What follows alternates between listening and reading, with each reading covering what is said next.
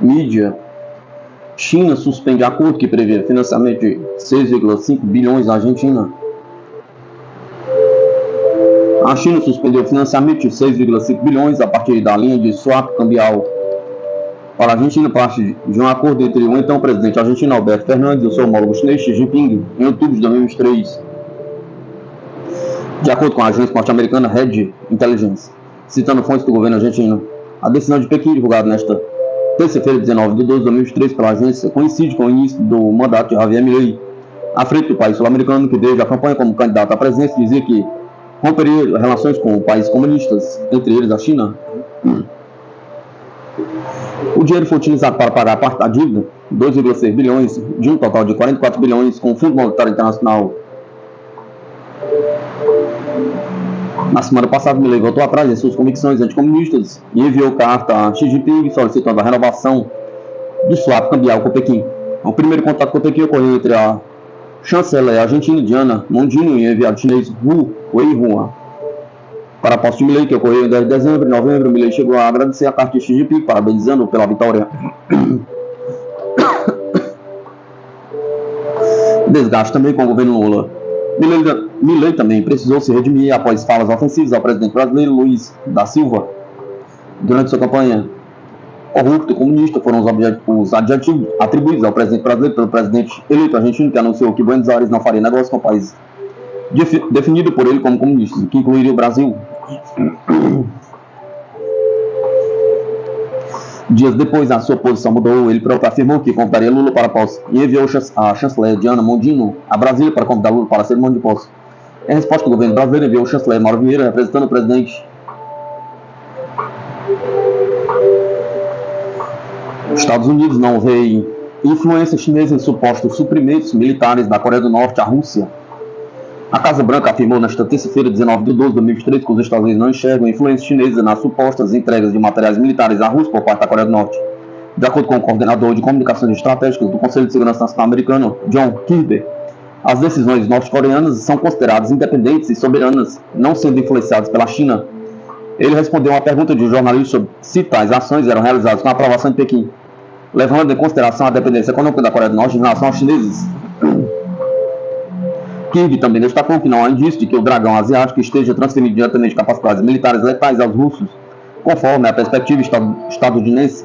Anteriormente, o porta-voz da presidência da Rússia, Dmitry Peskov, rejeitou as acusações dos Estados Unidos contra a Rússia e a China, referentes a contornar sanções contra a Coreia do Norte, considerando-as infundadas.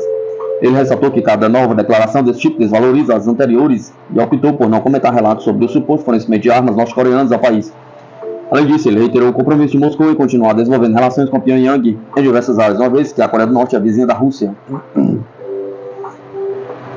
Estados Unidos, Japão e Seul lançam um sistema para rastrear mísseis da Coreia do Norte em tempo real. Os países disseram nesta terça-feira, 19 de 12 de 2023, que ativaram um novo sistema para detectar e avaliar os lançamentos de mísseis da Coreia do Norte em tempo real. Até agora, Washington tinha compartilhado essas informações separadamente com a Coreia do Sul e o Japão. Sob o novo mecanismo, os três estados compartilharam informações sobre o local de lançamento, a trajetória de voo e o ponto de impacto dos mísseis norte-coreanos em 24 horas por dia, disse o ministro da Defesa sul-coreana Shin Hong-sik. Teremos dados de alerta sobre mísseis norte-coreanos muito mais rapidamente e seremos capazes de garantir tempo suficiente para responder de forma eficaz, disse Shin, citado pela agência Reuters.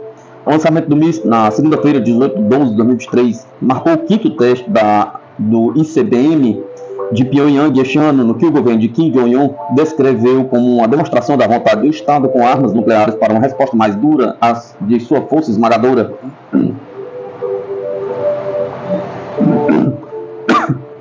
Segundo a agência, Washington e seus aliados consideram um novo mecanismo marco que vai promover a cooperação trilateral em matéria de segurança.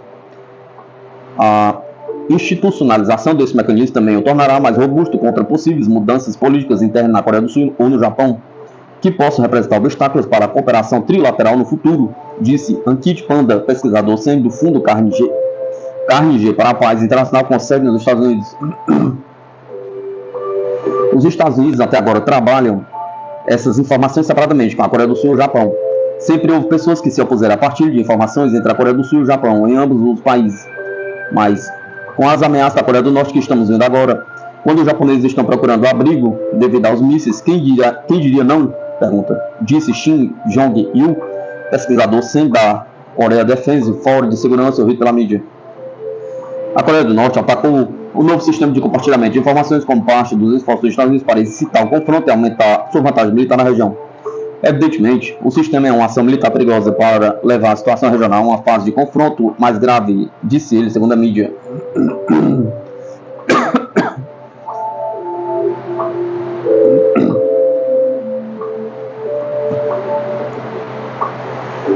Evento importantíssimo para a Rússia, ver as prioridades da presidência russa no BRICS em 2024. A Rússia assume a presidência do BRICS em ano de expansão histórica do grupo e redefinição geopolítica global. Sputnik Brasil conversou com um analista russo e diplomata iraniano para saber quais as prioridades da Rússia e dos novos membros do BRICS em 2024. Em 1º de janeiro, a Rússia assumirá a presidência dos BRICS, grupo formado por Brasil, Rússia, Índia, China e África do Sul. Moscou vai liderar a agremiação em um momento de expansão histórica, com a entrada de cerca de 5 novos membros. Durante sua conferência de imprensa anual, o presidente russo Vladimir Putin declarou que o BRICS, sob a presidência russa, trabalhará pela construção de uma ordem mundial justa. Isso mostrará que existe um grande número de forças do mundo, de países poderosos que querem viver não de acordo com as regras não escritas, mas sim de acordo com as regras prescritas nos documentos fundamentais, como a Carta da ONU discute.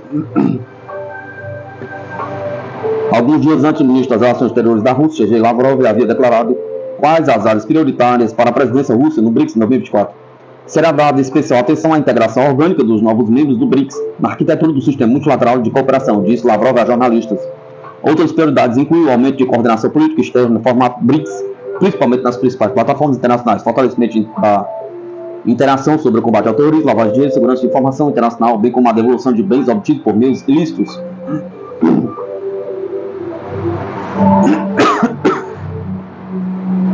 Nesta terça-feira, 19 de 12 de 2023, o diretor do Clube de Discussão Valdai, Oleg Barabanov, avaliou as perspectivas da presidência russa do BRICS durante encontro do clube realizado em Moscou. A presidência do BRICS será um dos acontecimentos internacionais mais importantes para a Rússia em 2024. Os objetivos são ambiciosos. Isso prova que a Rússia não está isolada depois dos acontecimentos de 2022 e pode organizar eventos com ampla repercussão internacional, disse Barabanov. O especialista notou que o grupo já se reuniu em uma série de cúpulas com muitos ganhos na área de valores e princípios. Mas agora temos a oportunidade de avançar no plano declaratório e simbólico para questões concretas, como a cooperação econômica. A questão de sistemas de pagamento de transações vai para o primeiro plano. O debate sobre a moeda única permanece com o objetivo de longo prazo. Mas o que teremos agora é a otimização de pagamentos e melhores mecanismos para trocas em moedas nacionais, declarou Barabanov. Esses assuntos são importantíssimos para a Rússia agora. A transição da presidência da África do Sul para a Rússia já começou. Entre os dias 30 de novembro e 3 de dezembro foi realizada a reunião de Sherpas e subsherpas dos países do BRICS, com a participação do vice-ministro das Relações Exteriores da Rússia, Sergei Ryabkov. Durante o encontro, a Rússia apresentou seu plano de presidência, conforme reportou o jornal russo Kommersant. Além do foco nas transações em moedas nacionais, os russos darão prioridade a finalizar a nova categoria de estados parceiros dos BRICS e maior integração cultural, juvenil e esportiva. Para realizar esses objetivos, a Rússia já anunciou a realização de mais de 200 eventos do BRICS para 2024, incluindo os jogos do BRICS na cidade de Kazan, a reunião de ministros de Relações Exteriores na cidade de Nizhny Novgorod e cúpula de chefes de Estado prevista para outubro de 2024 também em Kazan. A integração dos membros convidados a entrar no BRICS também será uma prioridade da presidência russa durante a cúpula de Joanesburgo do bloco, realizada em agosto de 2023. A agremiação convidou a Arábia Saudita, Argentina, Egito, Etiópia, Emirados Árabes Unidos e Irã a entrar no BRICS. Com a provável exceção da incerta Argentina sob o seu novo presidente, Javier Milei, os novos membros devem iniciar os seus trabalhos a partir de janeiro. Durante o evento desta terça-feira, organizado pelo Clube Valdai, o ex-embaixador do Irã na Ucrânia em 2018-2022, Manouchehr Moradi, declarou que as prioridades de Teherã durante seu primeiro ano como membro do BRICS serão a expansão do acordo contingente de reservas do grupo, aumento da cooperação econômica e comercial e a adesão do Irã ao Banco do BRICS. O Irã está sob sanções há 40 anos, então precisamos aproveitar todas as oportunidades neste setor. O Banco do BRICS é uma dessas janelas abertas, disse Moradi à Sputnik Brasil. O futuro do BRICS fica mais claro ao lado de iniciativas como o BRICS Pay e o novo Banco de Desenvolvimento. Segundo o embaixador iraniano, esses mecanismos são os mais capazes de modificar o status quo no qual o Ocidente concentra poderio econômico para usá-lo como instrumento. O presidente Vladimir Putin já convidou o presidente dos Emirados Árabes Unidos, Mohammed bin Zayed Al Nahyan, para a cúpula de chefes do Estado do BRICS em Kazan, durante recente visita do líder russo aos Emirados. Em recente evento em Moscou, Putin também ressaltou o papel central que a Etiópia terá nos BRICS, notando que a Rússia apoiou a candidatura etíope desde o início e trabalhará para incluir o país em todas as atividades do grupo, reportou a TV BRICS. A presidência russa do BRICS se estenderá do 1º de janeiro a 31 de dezembro de 2024 e será sucedida pela presidência do Brasil em 2025. De acordo com a tradição do grupo, o Brasil deveria assumir a presença em 2024 e a Rússia em 2025. No entanto, o Itamaraty solicitou a troca de lugar com a Rússia, uma vez que o Brasil ocupa a presidência a partir do G20 em 2024.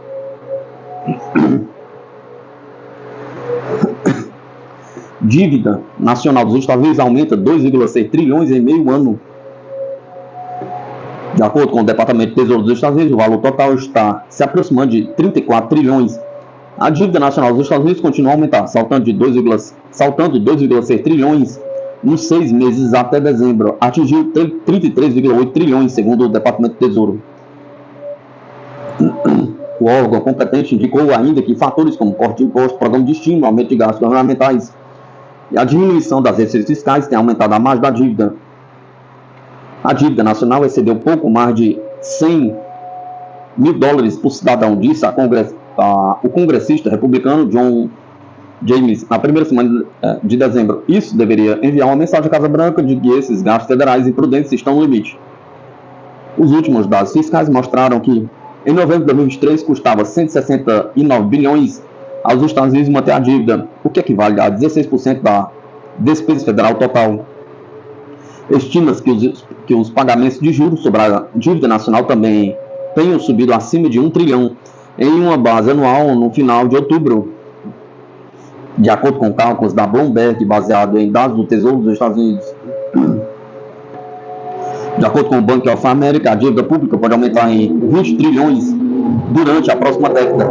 É provável que cresça 5,2 bilhões por dia durante os próximos 10 anos, o que colocaria em cerca de 54 trilhões até 2033, alertou o banco no mês passado. Os Estados Unidos ultrapassaram o seu limite máximo da dívida, que foi legalmente estabelecido em 31,4 trilhões em janeiro de 2023.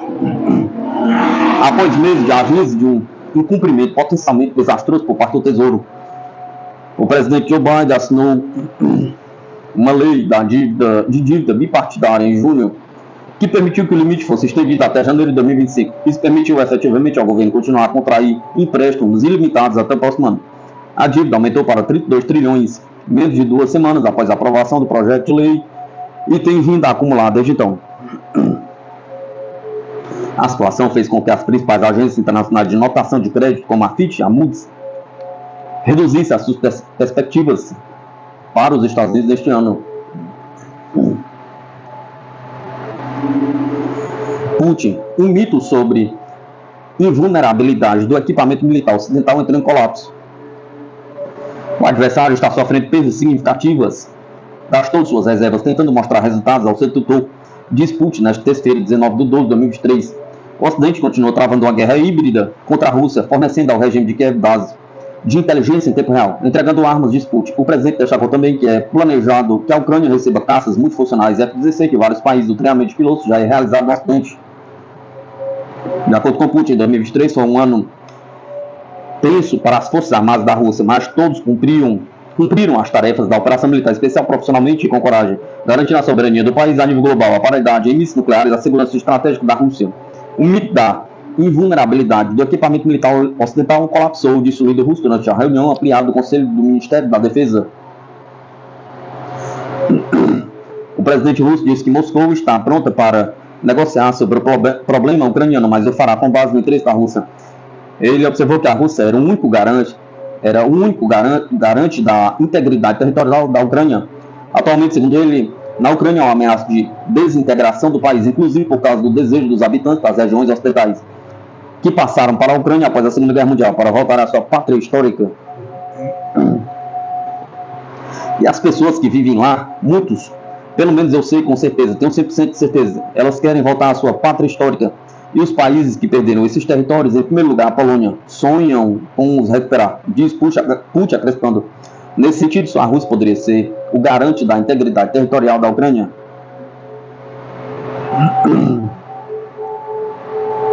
15 lançadores de mísseis e a Vanguard serão entregues à Força Estratégica de Mísseis, declarou Putin. Recebemos 4 submarinos, 2 na semana passada foram entregues os submarinos nucleares Krasnoyarsk e o Imperator Alexander III está munido de mísseis balísticos Bulava, diz Putin.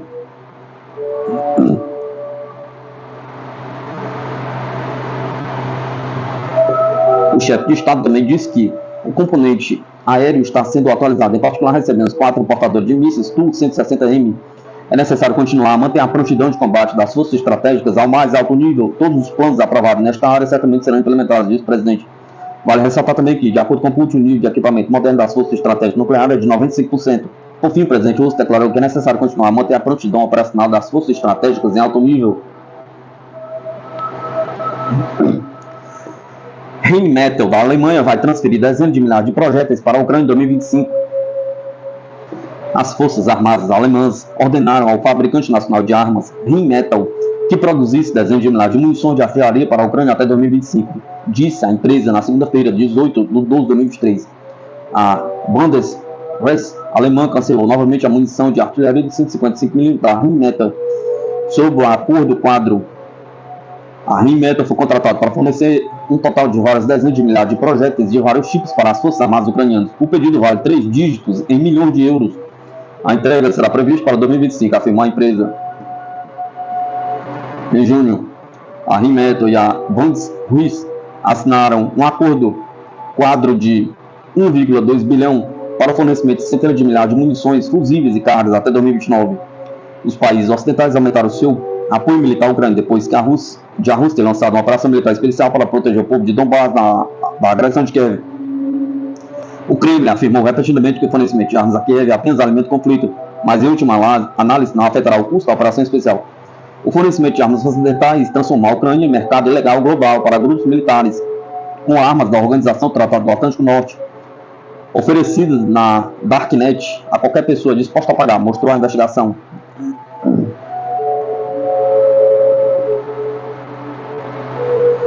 Nenhuma força pode trazer discórdia à parceria entre Rússia e China, diz o embaixador chinês. Nenhuma força pode trazer discórdia à parceria russo-chinesa, disse o embaixador da China em Moscou, Zheng Hui, em entrevista a Sputnik sobre os resultados do ano, na véspera da 28ª reunião ordenada dos chefes de governo dos dois países.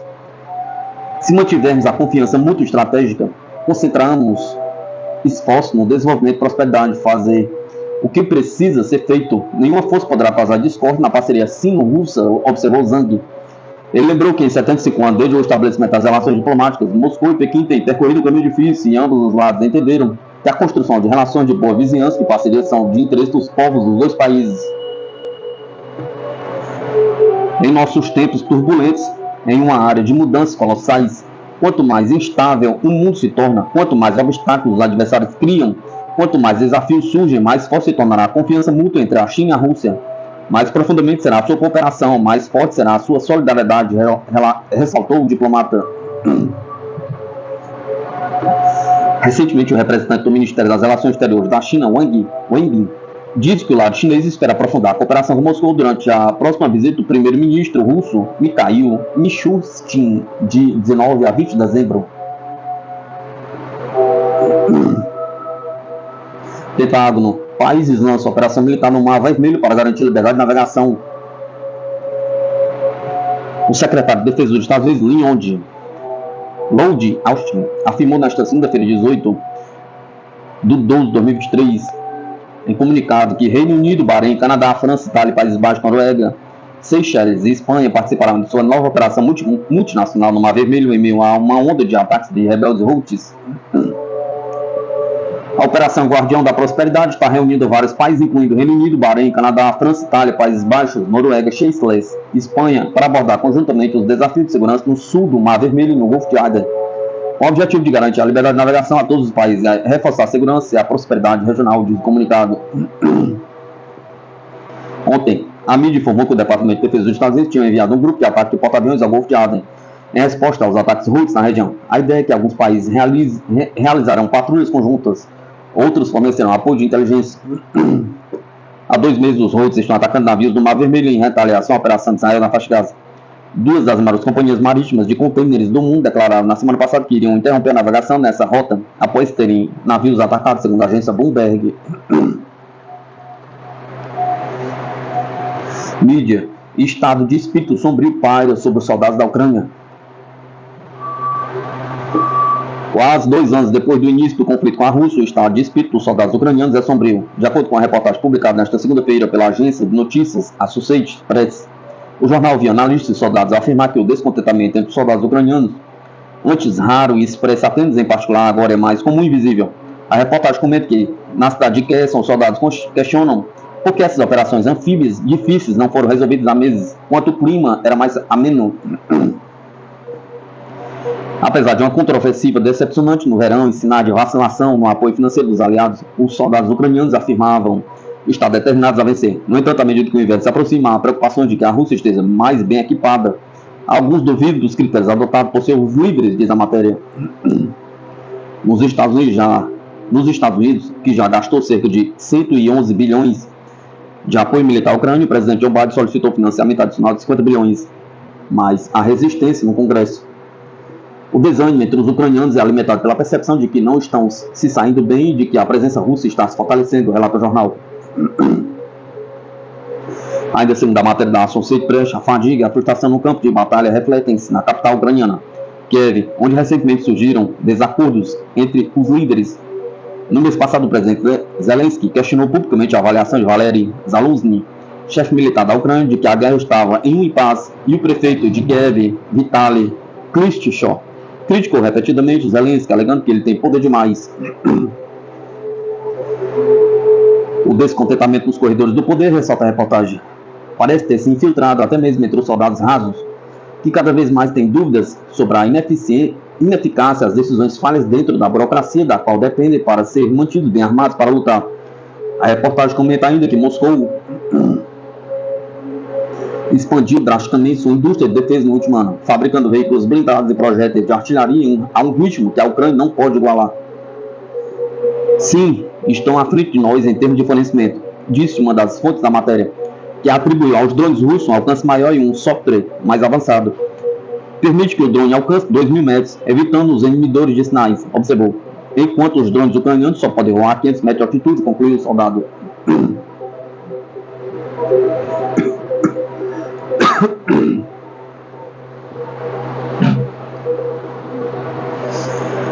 Congressista. Estados Unidos esgotariam munições em uma semana de conflito com a China por Taiwan. O congressista dos Estados Unidos, Mike Gallagher, enviou uma carta à vice-secretária de Defesa, Kathleen Hicks, salientando que os recentes jogos de guerra mostraram que os Estados Unidos esgotariam seu suprimento de munições guiadas de longo alcance em uma semana em um conflito potencial com a China por Taiwan. Jogos de guerra recentemente simulando um conflito com a China sobre Taiwan mostram que os Estados Unidos ficariam sem munições guiadas de precisão e longo alcance em menos de uma semana, alerta Garland em sua carta. Sem fornecimento adequado de munições guiadas de precisão, especialmente mísseis de cruzeiro antinavio dos Estados Unidos e as forças parceiras serão obrigadas a se envolver em maior proximidade ao fogo defensivo chinês, lê-se na carta.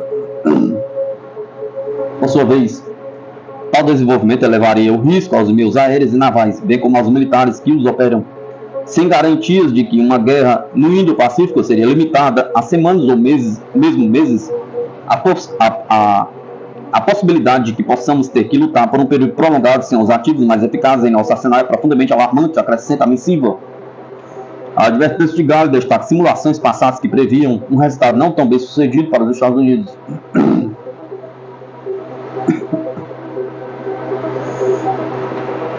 Seguindo, Finlândia e Suécia e Dinamarca anunciaram acordo de defesa com os Estados Unidos. O Ministério da Defesa russo reage. Oppenheimer anunciou pela primeira vez que tinha iniciado negociações com os Estados Unidos sobre cooperação no início de 2022. Tal acordo significa uma mudança na política de longa data da nação nórdica contra as tropas estrangeiras. O Ministério da Defesa da Dinamarca anunciou nesta terça-feira, 19 de 12 de 2023, a assinatura de um acordo com os Estados Unidos em um formato parecido com o fechado por Washington com Finlândia e Suécia neste mês.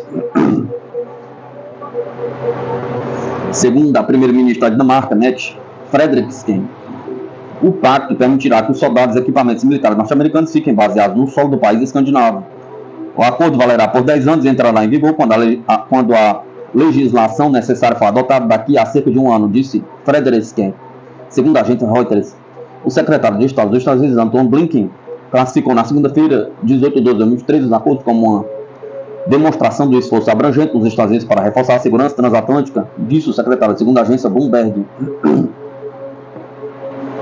Sob o acordo com a Finlândia, os Estados Unidos terão amplo acesso em todo o país nórdico às proximidades de sua longa fronteira com a Rússia. A Suécia assinou um pacto semelhante no início de dezembro e a Noruega, que também faz fronteira curta com a Rússia em 2021, assinou um acordo com Washington sobre como regular a atividade militar norte-americana em seu território.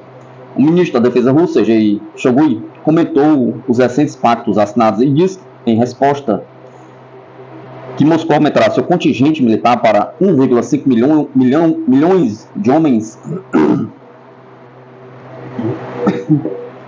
O presidente Vladimir Putin ressaltou que Helsinki nunca teve problemas com a Rússia, mas que agora passaria a ter. Eles arrastaram a Finlândia para a OTAN. Tivemos alguma disputa com eles, finlandeses? Pergunta. Todas as disputas, incluindo disputas territoriais de meados do século XX, foram resolvidas há muito tempo. Não houve problemas. Agora haverá problemas, afirmou. O embaixador finlandês em Moscou foi convocado ao Ministério das Relações Exteriores da Rússia nesta terça-feira, 19 de 12 de 2023, por causa da assinatura do acordo, informou a chancelaria russa.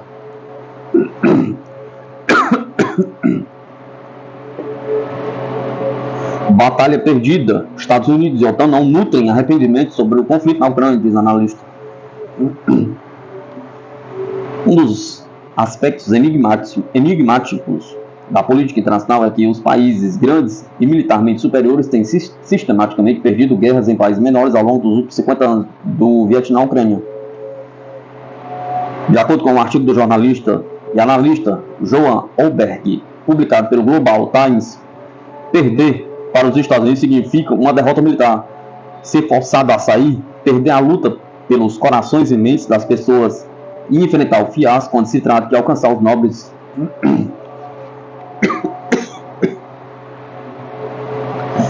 nobres motivos professados, como a introdução dos direitos humanos, a democracia, a liberdade ou a libertação das mulheres, e dados os enormes custos humanos, especialmente no Oriente Médio. A guerra global contra o terror dos Estados Unidos desde o 11 de setembro de 2021 é também um desastre intelectual e moral. Os Estados Unidos, de longe, os maiores gastadores militares do mundo, uma potência intervencionista, beliciosa, ocupante, construtor, ávido por bases globais, e com a política externa mais militarizada do planeta, estão em uma classe própria. E de acordo com a mídia, isto também se reflete em perder guerras, argumenta Olberg. Até agora, Washington está perdendo rapidamente legitimidade, relevância e credibilidade aos olhos da maior parte do mundo fora dos Estados Unidos, OTAN, União Europeia, amplo, AUKUS. Em primeiro lugar, todas essas aventuras militaristas imperiais foram lamentavelmente anti-intelectuais, imbuídas da arrogância do poder, de elementos de racismo e de prepotência.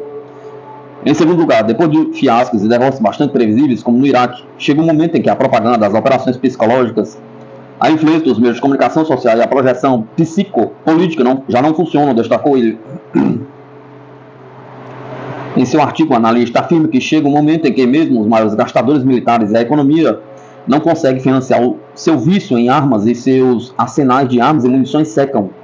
A isso chamamos de extensão excessiva e diminuição da legitimidade aos olhos dos outros. Chamamos militarismo até a morte e está se transformando no declínio imperial e sua eventual queda.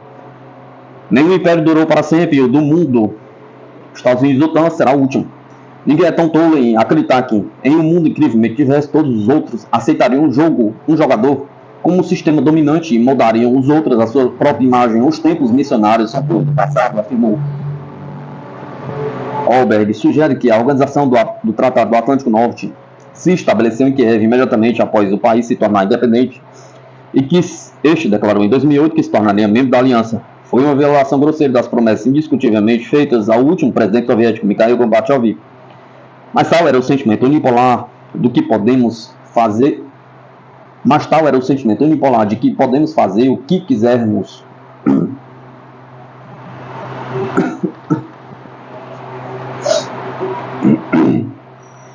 De forma intransigente, a OTAN se recusou a ouvir as legítimas preocupações de segurança da Rússia, também não se importou com o fator de haver apenas uma pequena minoria entre o povo ucraniano a favor da adesão. Em vez disso, lembra Olberg, bastava uma mudança de regime em Kiev, instalar uma liderança pró-ocidente, lhe pagar bem e fazer uma oferta que não pudesse recusar para que integrasse a aliança em constante expansão.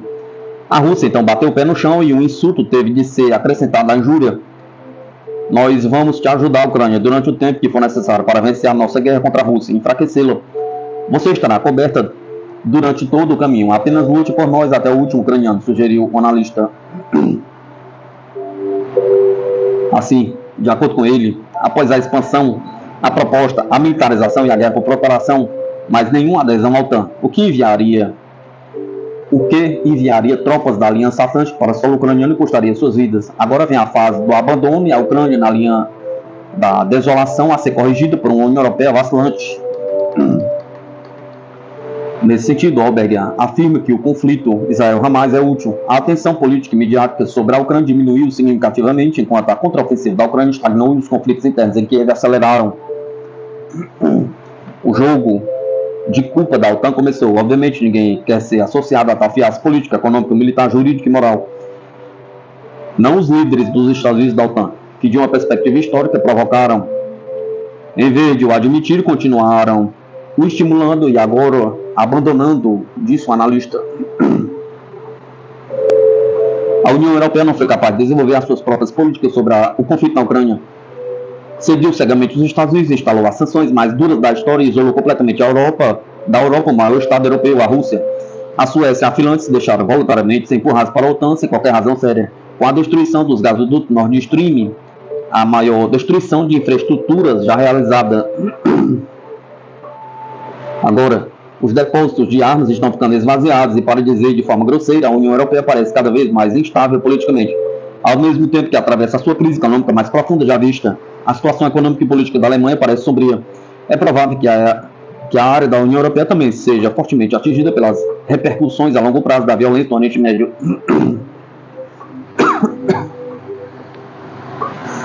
Para o analista, a reação desordenada e instintiva da União Europeia à operação militar especial da Rússia na Ucrânia impediu quaisquer análise das prováveis consequências a curto, médio e longo prazo destas medidas, que eram tão mal consideradas e irracionais como drásticas. A Rússia, por outro lado, vai sair deste atoleiro muito melhor do que a União Europeia.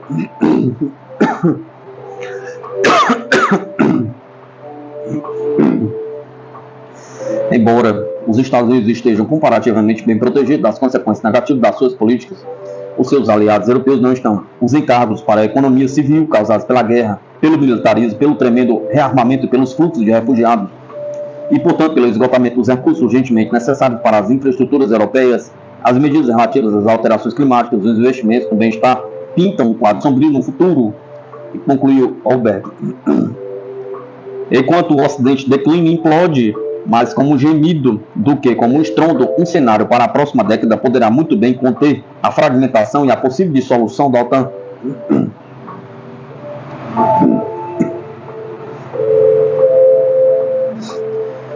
Análise. Aumento de efetivo militar indica que Rússia se previne para a nova etapa de acerramento.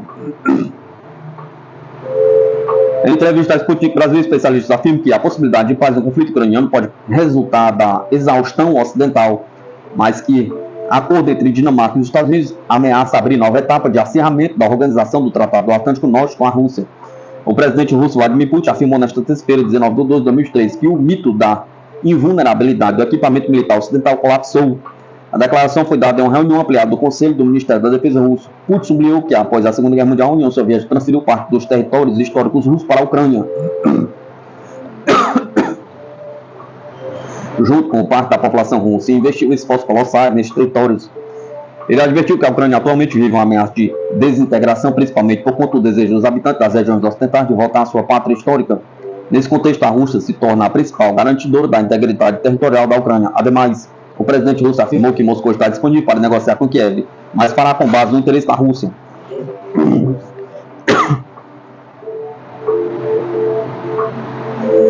Em paralelo, também nesta terça-feira, o ministro da Defesa russo, Sergei Shoigu, anunciou que a Rússia vai aumentar para 1,5 milhão o número de militares em resposta ao acordo firmado pelo Ministério da Defesa da Dinamarca com os Estados Unidos, em um formato parecido com o fechado por Washington com a Finlândia e a Suécia neste mês. Em entrevista à Sputnik Brasil, especialistas em relações internacionais analisaram a declaração de Putin e Shoigu e apontaram que a chegada ao fim do conflito ucraniano ainda está distante de se tornar realidade.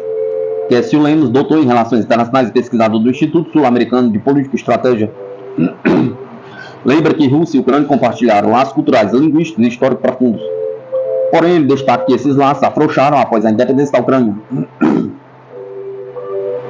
A integração de territórios e populações durante o período soviético, mesmo antes, criou uma sobreposição de identidades e interesses. No entanto, a independência da Ucrânia em 1991 marcou uma clara separação política e a busca por uma identidade nacional distinta. Lemos argumenta que a situação atual pode ser parcialmente atribuída à decisão dos Estados Unidos de interferir na política interna da Ucrânia, tentando afastá-la da Rússia. Segundo o especialista, ao se aproximar de Kiev, Washington removeu o que seria um amortecedor entre as duas potências globais, Rússia e Estados Unidos.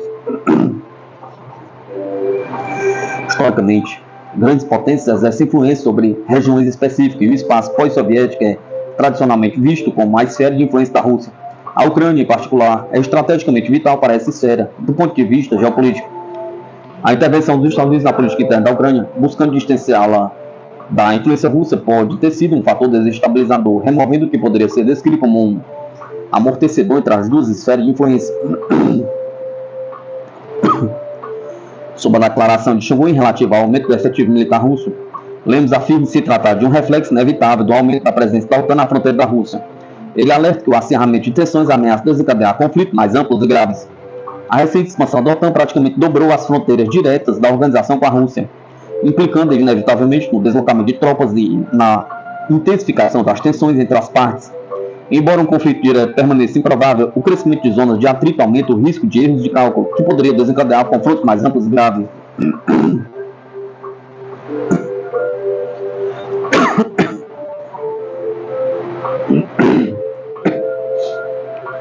Na avaliação de Lemos, dificilmente o conflito ucraniano alcançará um desfecho no curto prazo, mas alguns fatores podem favorecer as negociações de paz. Enquanto a guerra estiver em um estado de impasse, as condições para negociações serão reduzidas. No entanto, no médio e longo prazo, temos as eleições dos Estados Unidos na Europa, que, somadas à fadiga por parte do Ocidente, pode reduzir o apoio à Ucrânia e forçar Kiev a sentar na mesma negociação novamente. A incerteza política nos Estados Unidos e na União Europeia representa um desafio para Kiev. Diante de possível escassez de recursos, a Ucrânia pode adotar uma abordagem militar mais defensiva em 2024, focando na proteção de seus territórios atuais, em vez de tentar recuperar as áreas perdidas. Isso pode resultar em um impasse prolongado do conflito, com uma diminuição na intensidade dos combates, mas sem uma resolução definitiva. Ele acrescenta que, ao longo prazo, a situação pode permitir à Rússia fortalecer a sua capacidade militar. Se o apoio ocidental for insuficiente, a Ucrânia pode ser forçada a iniciar conversas informais com a Rússia sobre um cessar-fogo, embora seja improvável que assine um tratado de paz formal com Moscou no curto ou médio prazo, devido à relutância em fazer concessões territoriais. Para Isabela Gama, especialista em segurança e teoria das relações internacionais e BRICS, da Pontifícia Universidade Católica do Rio de Janeiro, existe um componente emocional no conflito ucraniano por conta da relação histórica com a Rússia. A Ucrânia tem laços emocionais com a Rússia, assim como outros diversos estados ao redor da Rússia que fizeram parte do Império Russo, destaca. Ela avalia que a Ucrânia foi atraída para a órbita de influência ocidental com falsas promessas, um pote de ouro no fim do arco-íris que na realidade não existia. Segundo ela, nesse contexto, a União Europeia teve um papel mais forte que os Estados Unidos. Nesse conflito especificamente, a União Europeia teve um papel ainda mais importante de mostrar aos ucranianos que eles poderiam ter uma vida melhor. Por exemplo, que em vez de viverem mais aliados à Rússia, eles poderiam se unir à União Europeia e crescer mais. Eles mostraram que tinham um pote de ouro no fim do arco-íris. Esse potencial que não é real, do meu ponto de vista, porque existem outros estados pequenos que se uniram à União Europeia e ainda assim não estão ganhando tanto com isso, explica Gama. Questionado sobre as declarações de Shoigu a respeito do aumento do efetivo militar russo, a especialista afirma que a medida é um reflexo do acirramento de tensões que levou Moscou a tomar medidas de prevenção. Isso tem um papel grandioso dentro desse problema que vem se arrastando já há muitos anos, que é a OTAN adentrando um não território russo, mas adentrando uma área que faz com que a Rússia se sinta ameaçada. A Rússia, se sentindo ameaçada, vai agir de forma agressiva. Ela ressalta que no caso do conflito com a Ucrânia, a possibilidade de encerramento por exaustão entre as partes envolvidas, destaque já indício dessa tendência. Os Estados Unidos estão já exaustos do conflito, apesar de ainda estarem enviando material bélico e capital à Ucrânia, assim como outros países da União Europeia. Muitos estão já cansados desses esforços de guerra. Não só eles cansam, como são extremamente custosos. Eles estão já buscando há algum tempo essa tentativa de mudar esse cenário, até porque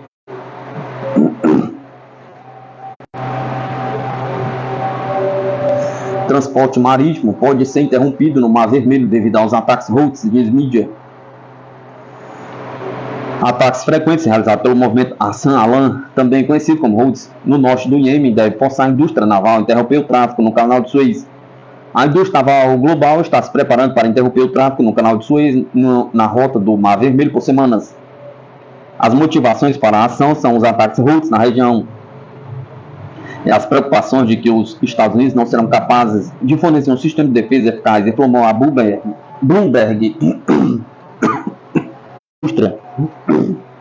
O movimento de cada navio que contorna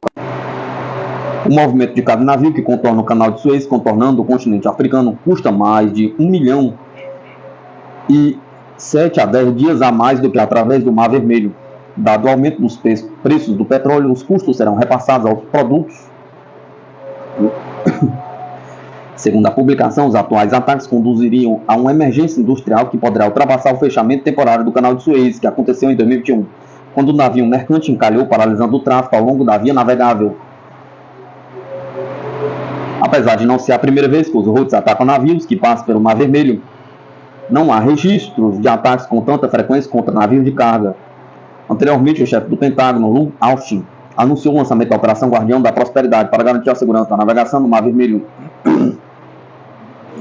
À luz dos crescentes ataques dos Houthis, que tentam impedir a passagem de navios para os portos israelenses, exigindo a entrega gratuita de ajuda humanitária a faixa de Gaza e o fim dos bombardeamentos, o movimento Hassan Alan, também conhecido como Houthis, no norte do Iêmen, que controla a maior parte da costa do Mar Vermelho do Iêmen, alertou anteriormente sobre a sua intenção de atacar quaisquer navios ligados a Israel, apelando a outros países para retirar as suas tripulações a não se aproximarem deles em mar. Em consequência disso, várias companhias marítimas decidiram suspender o transporte através do Mar Vermelho.